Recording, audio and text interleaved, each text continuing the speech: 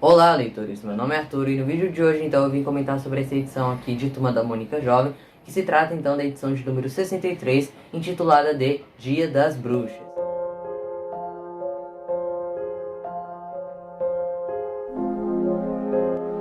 Bem pessoal, o vídeo de hoje vai ser dividido basicamente em duas partes. Nessa primeira parte do vídeo eu vou falar sobre essa edição aqui em específico, e na segunda parte eu vou falar sobre algumas novidades que estão permeando aí a Super Saga, que foram divulgadas pelo Twitter do oficial, de Turma da Mônica Jovem. Então, caso você queira ficar sabendo somente dessas novidades, pule para o tempo cronometrado aí na descrição do vídeo, tá bom? Caso contrário, continue aqui comigo. Caso você tenha interesse em saber sobre mais coisas sobre a Super Saga, personagens envolvendo ela, a cronologia ou de outras edições, eu recomendo que você acesse uma playlist aqui do canal chamada Projeto Super Saga, que estará linkada aqui nos cards. Eu confesso que eu não iria fazer essa resenha agora, tá? Mas como a gente teve tantas essas novidades, sendo divulgadas aí em relação ao Super Saga ultimamente, para comemorar isso tudo, eu decidi trazer essa singela resenha aqui para vocês. Dia das Bruxas foi a minha primeira edição de Turma da Mônica Jovem, então além de eu gostar muito dessa edição, ela me traz um apego emocional muito grande, por se tratar realmente da edição pioneira, digamos assim, minha, em Turma da Mônica Jovem. Falando mais sobre a edição agora, ela foi originalmente lançada em outubro de 2013, com preço de capa de R$ 7,50.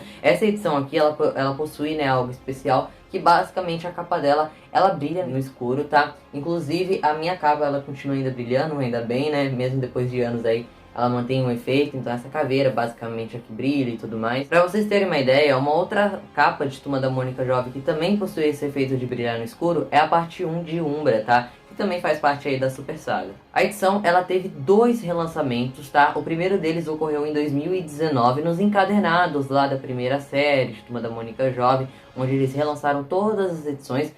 O relançamento dessa edição aqui ocorreu na número 29, onde o preço de capa dessa edição era de R$ 15,90. O relançamento mais recente ocorreu em maio de 2020, numa edição de luxo em capa dura, onde a edição Dia das Bruxas foi republicado junto com a saga Sombras do Passado, no encadernado de capa dura, como eu bem falei, com preço de capa de R$ 69,90. Bom, esse vídeo vai sim conter spoilers da edição, tá? Então já deixo aqui avisado. A história ela é dividida então em 6 capítulos diferentes e ela se passa um ano após os eventos de Sombras do Passado. Caso vocês queiram saber mais sobre esses eventos de Sombras do Passado e tudo que permeia essa saga, eu recomendo que você assista o vídeo que está linkado aí nos cards. A gente inicia então a história na tenda da Madame Creusodette. Ela é uma personagem que apareceu em edições de Turma da Mônica Jovem também, como As Sombras do Passado, na edição de Umbra, Torre Inversa, mais recentemente agora na segunda série, numa edição que não é do Emerson, chamada Dia de Diva, na edição de número 33. E essa é uma personagem meio que misteriosa em Turma da Mônica Jovem, porque a gente não sabe nem ao menos o nome verdadeiro dela. Então por isso se criam muitas teorias em torno desta personagem. A edição inicia então com ela conversando, com a gente mesmo que está lendo a edição, e pelo visto ela vai contar então 3 histórias diferentes envolvendo a turma no Halloween. E é basicamente isso que a gente vai ver aqui dentro dessa edição. Essas 3 histórias se passam no mesmo dia de Halloween. E de alguma forma elas vão se conectar ali no final. A primeira história se passa no Colégio do Limoeiro, onde na noite de Halloween vai ocorrer uma festa fantasia, só que a Mônica está meio desesperada ali, porque as fantasias que o Franja propôs a fazer ainda não estão prontas, então o Cebola, ele propõe-se então a ir até a casa do Franja para ajudar ele na produção das fantasias e tudo mais. Enquanto isso, fica o resto da turma lá dentro do colégio, inclusive a Denise aparece vestida de Arlequina aqui dentro dessa edição. Nessa edição aqui a gente vai ter como grande protagonista a Magali. Eu acho muito interessante a forma pela qual o Emerson ele consegue trabalhar com essa personagem e com diversos outros personagens também de Turma da Mônica Jovem, como a Denise, o Chaveco lá na sua versão futura, porque ele pega esses personagens que são um pouco jogados de lado, porque apesar da Magali fazer parte dos 4 protagonistas, ela protagonizou, poucas edições de Turma da Mônica Jovem. Ela não é tão explorada assim dentro das histórias. E aqui, a partir dessa edição, o Emerson ele começa a dar toda uma construção para essa personagem, um aprofundamento realmente. Ela se torna uma das personagens com mais potencial da turma aqui dentro dessa Super Saga. Então, Eu acho muito interessante a forma que o Emerson trabalha com a Magali dentro das edições e que eu gostaria que ela fosse aí mais valorizada também nas edições normais, né, digamos assim, de Turma da Mônica Jovem. No momento onde a Mônica e a Magali estão conversando, a Magali ela meio que percebe que tem um fantasma atrás da Mônica a sufocando sem que ela perceba. Então só a Magali consegue ver aquela imagem e ela obviamente fica super assustada, só que a Mônica ela fica, nossa Magali, você não está exagerando? Enquanto isso, na casa do Franja, né, o Cebola está ajudando ele nas fantasias, a gente pode perceber que existe lá uma fantasia, né, digamos assim, que o Franja está segurando. É muito semelhante ali à máscara em que o Cebola usa no futuro, né, onde o Cebola ele vira um vilão e tudo mais, para vocês ficarem sabendo melhor sobre esse tal futuro da turma, né, onde o Cebola aparece com essa máscara e tudo mais. Eu recomendo que vocês leiam a edição de número 79, intitulada De Sombras do Futuro, onde lá tudo isso é explicado.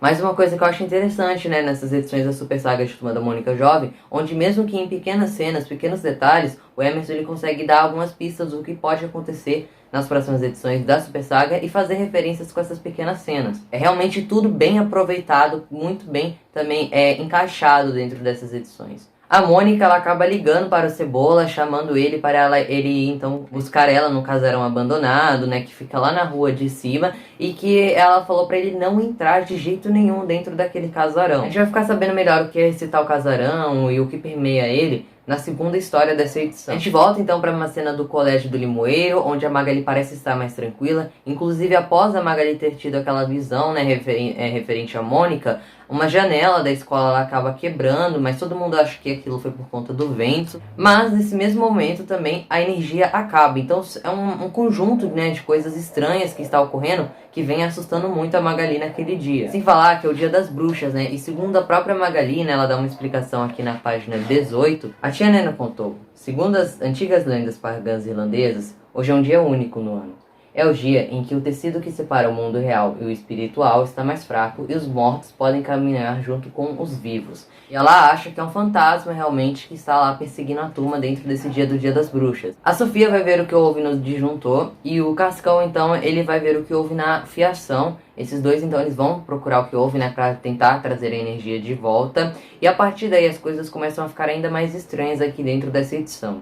A Sofia ela é atacada pelo mesmo fantasma em que estava meio que sufocando a Mônica naquele momento. E o Cascão é arremessado também por esse mesmo fantasma que possui também a capacidade de habitar algum corpo. E ele vai habitar o corpo da Magali. Então a Magali ela vai ficar possuída aqui a partir desse momento durante boa parte da edição. Enquanto isso, a Sofia e o Cascão, eles seguem desaparecidos, pois eles foram atacados por esse mesmo fantasma. E logo assim termina a primeira parte da história. A primeira história, no caso, né? Depois, então, a gente vai para a segunda história, que logo no começo dela, a gente já vê o Cebola esperando a Mônica em frente ao casarão, né? O casarão abandonado, onde basicamente os dois que vão protagonizar essa segunda parte da edição. Eu confesso que eu não gosto muito dessa segunda parte, dessa segunda história. Eu acho que ela meio que quebra o clima que as outras duas histórias têm, que é muito mais tenso e tudo mais. Apesar de conter aqui o humor que o Emerson costuma fazer e que eu gosto muito particularmente, eu não consegui me afeiçoar muito a essa história aqui. É uma história que vai se tratar do fluxo temporal aqui, é uma coisa interessante, é bem trabalhado inclusive. E esse casarão, na verdade, né, ele se trata então da casa fora do tempo, que é uma casa construída há muito tempo, onde a pessoa que estiver lá dentro, né, por um certo tempo, ela acaba se transformando em um cuco, né?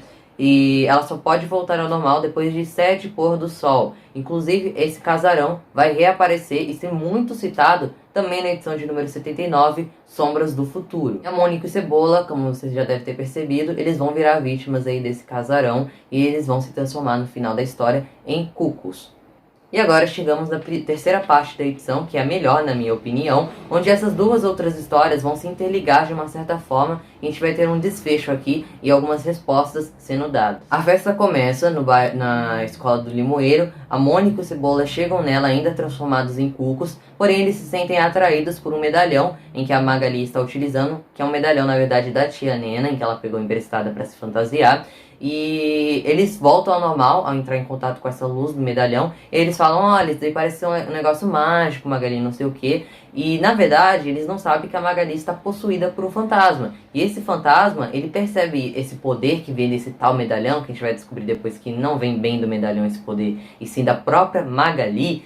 ele vai subir a cabeça e vai começar a atacar todo mundo na festa. A primeira a ser atacada então vai ser a Mônica, e logo descobrimos a quem pertence esse tal espírito. É a Penha. Bom, a Penha é uma personagem que apareceu em Sombras do Passado, então é por isso é muito bom você ler a edição Sombras do Passado para conseguir compreender melhor essa edição aqui, que se trata aí da segunda história, né, digamos assim, da Super Saga, após a saga, então, Sombras do Passado. Penha, ela é uma inimiga da Mônica, ela aparece para se vingar dela após alguns atritos de infância, e no final da parte 2 de Sombras do Passado, a Mônica e ela lutam em cima de um penhasco, né, basicamente, e a Penha cai dele e bate a cabeça num bote. Todos acham que ela havia morrido, porém não, ela estava só em coma, e a única que sabia desse coma, né, da Penha era a Sofia. Porém, por conta do Dia das Bruxas, né, a Penha, ela consegue, então, separar o seu espírito, né, do seu corpo, e também consegue habitar o corpo de outras pessoas para se vingar. Quando a Penha, ela está prestes a atacar a Mônica, né,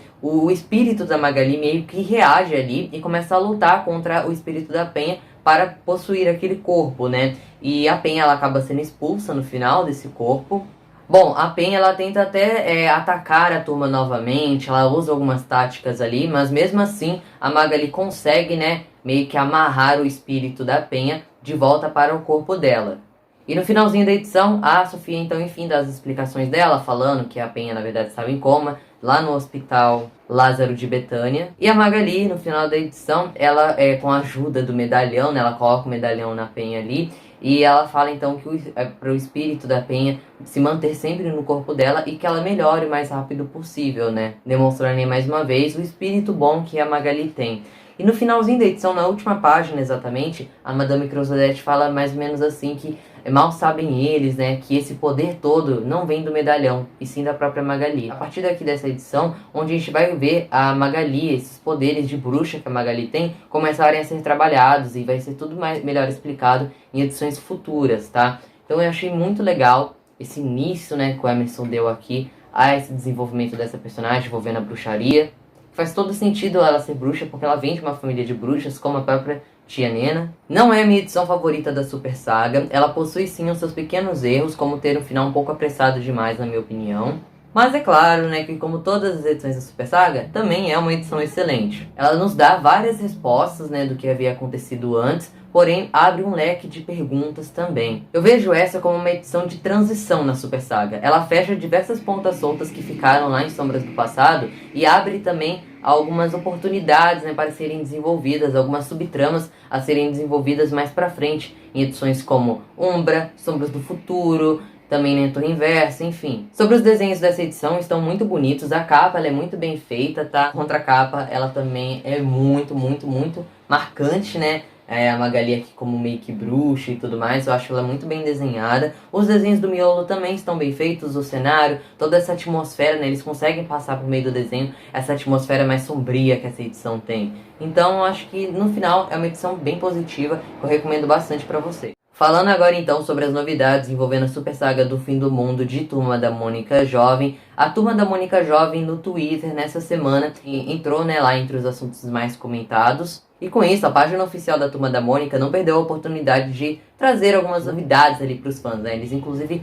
divulgaram a capa da edição de número 52 de Turma da Mônica Jovem, que é a edição que vai vir nesse próximo mês. Mas não é a capa oficial ainda, é só um esboço dela, onde a gente já pode ver a Yuka na capa, enfim. Vai ser uma edição que parece que vai remeter bastante às 4 dimensões mágicas, mas isso é assunto para um outro vídeo. Eles também deram algumas pistas lá sobre o que pode acontecer no futuro aí, envolvendo a Super Saga, e que ela pode voltar mais rápido do que a gente esperava. O primeiro tweet aí envolvendo possivelmente a Super Saga, em que a página oficial de Turma da Mônica Jovem fez, foi o seguinte: não abra a porta. Aí comentaram assim, explique melhor, né? Aí eles responderam com 2 emojis, uma chave e um osso. A gente sabe que esses 2 símbolos, eles fazem parte bastante ali, remetem bastante, né, à Umbra. Onde, inclusive, essa é uma frase da Madame Creusodete, né, não abra a porta. E essa frase em que ela dá é bem no momento em que o Cebola, ele abre a porta lá, com a chave de ossos e tudo mais. Ou seja, uma clara referência à Umbra. E por enquanto foi só isso que foi divulgado, tá? Mas pelo que a gente viu, a página oficial de Turma da Mônica Jovem entrou um pouco aí na brincadeira. Eles, claro, podem estar nos iludindo, né, obviamente, mas eu acho que eles não estariam fazendo isso. Eu acho que sim, a Super Saga aí devem ter planos para ela voltar, possivelmente ainda neste ano. A gente já tinha algumas pistas de que isso poderia ocorrer, onde falaram que a Super Saga possivelmente ia voltar em outubro ainda desse ano, mas ela pode voltar ainda antes, se tudo ocorrer da forma que a gente está pensando. Lembrando, nada foi oficialmente confirmado.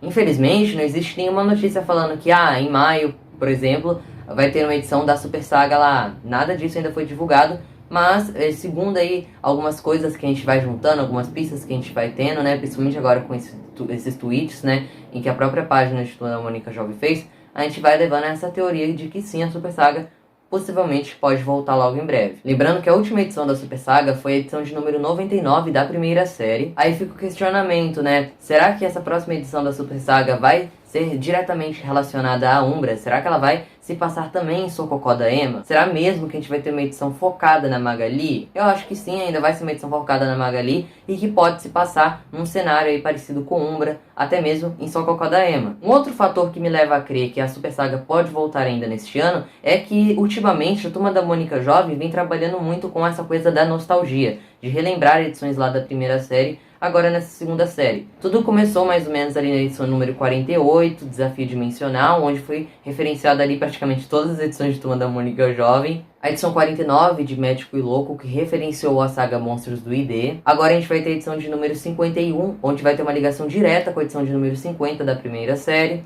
A edição de número 52, que vai ser a próxima a ser lançada, vai ter uma ligação direta também às 4 Dimensões Mágicas, que foi a primeira saga de TMJ. Então a MSP vem trabalhando muito com essa coisa da nostalgia. Isso é bom a curto prazo, mas a longo prazo isso pode acabar cansando um pouco. Mas por enquanto vamos aproveitar aí, né? Aproveitar que a gente está tendo esses momentos de relembrar os bons tempos de Turma da Mônica Jovem. E com isso, tentando voltar com essa Super Saga aí, trazendo toda essa nostalgia de volta. Uma outra coisa que eu pensei aqui também, mas eu acho que isso é muito pouco provável acontecer, é de que a próxima edição envolvendo a Super Saga não seja necessariamente do Emerson.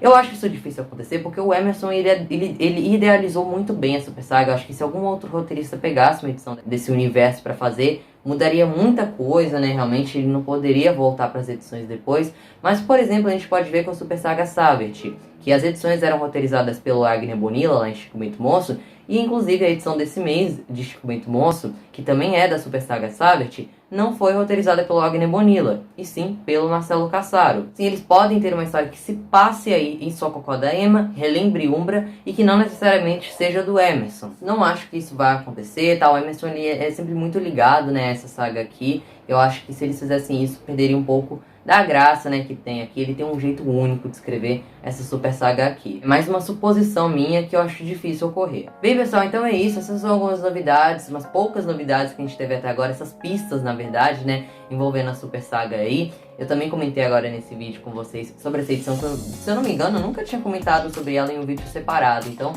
consegui corrigir isso, né, aqui agora, cumpri minha missão de falar dessa minha primeira edição de Turma da Mônica Jovem, que é muito especial pra mim, que tem um roteiro muito bem elaborado, assim como todas as edições da Super Saga. E você, comente aí embaixo, quais são as suas expectativas aí para a possível volta da Super Saga ainda esse ano? Deixem suas teorias aí, sugestões, correções que vocês têm a fazer ao vídeo, observações também, se você concorda ou discorda comigo, na minha opinião da revista e etc. Enfim, até uma próxima e tchau!